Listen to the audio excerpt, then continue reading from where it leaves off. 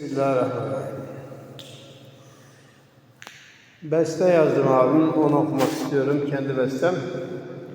Seven insan sevdiğini üzer mi?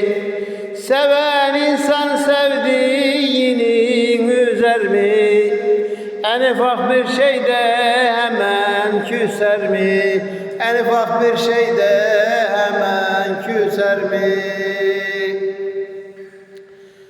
İnsan sevdiğini zorda kalınca terk eder mi?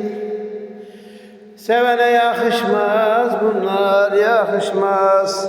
Sevene yakışmaz bunlar, yakışmaz. Seven insan sevdiğini üzer mi? En ufak bir şeyde hemen küser mi? En ufak bir şeyde hemen küser mi? El aleme rezil rezil eder mi? Sevene yakışmaz bunlar, yakışmaz. Sevene yakışmaz bunlar, yakışmaz. Seven insan sevdiğini öldürmez. Kimseye yar etmiyorum diye bundan övünmez. Seven kıyamaz, nasıl öldürür? Bunun adı sevgi değil, cani olmak.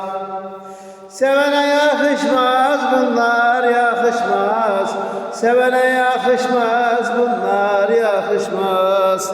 İnsana yakışmaz bunlar, yakışmaz.